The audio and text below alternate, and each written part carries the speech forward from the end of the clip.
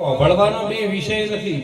સત્યનો સંગ, જેનો સતનો સંગ. હવે સતનો સંગ કરવો હોય તો તમારે સત્યાર્થી બનવું પડે, સત્યની ખોજ કરવી પડે.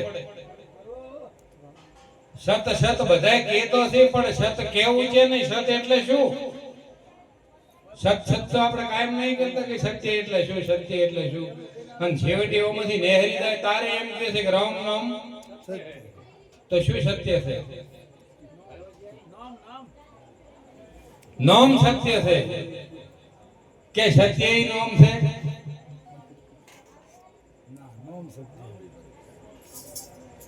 એટલે સત ઈ જ નામ. જેવું તમારામાં સત છે, હાજરમાં બિરાજમાન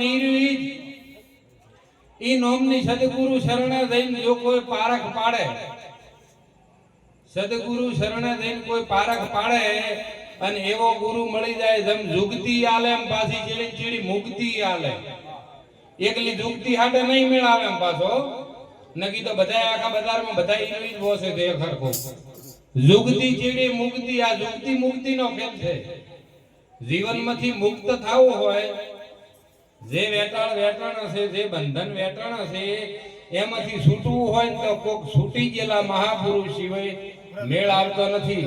આ મૂળવન મહારાજ છૂટી ગયેલા મહાપુરુષ હતા. ચીડી ચીડી વિરારમ મહારાજને એને મળ્યું તો એ જીવનમાંથી મુક્ત શાતા ચીડી આટલા સુધી આવ્યો.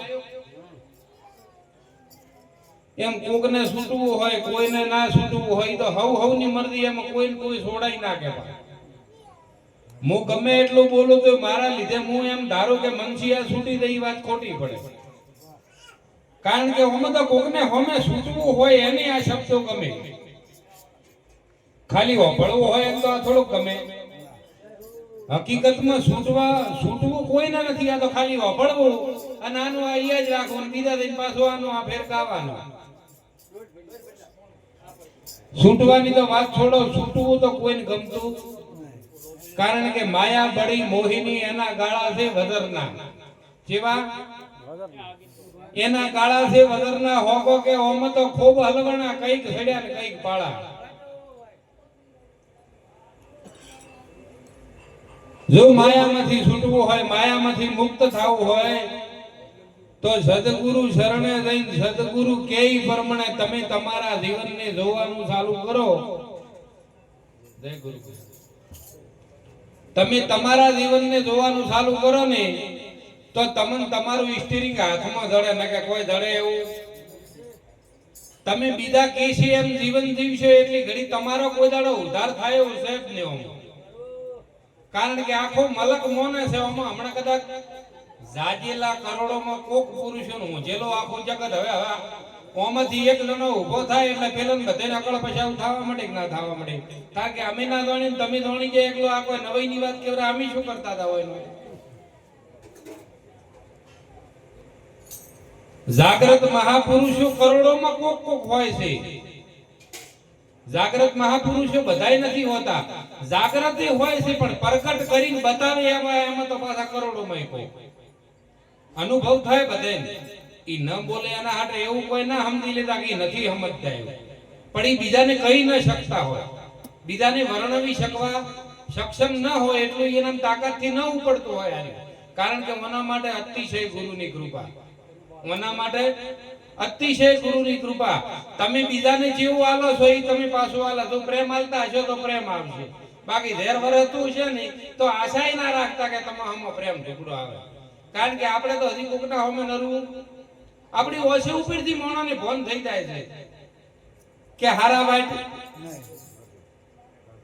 આ તો જેની ઓખમાં આવી જાય અમી, જેની ઓશમાં આવી જાય અમી, જેની જીભમાં આવી જાય અમી, એની દુનિયા ગમી ને એની પાછી દુનિયા નમી.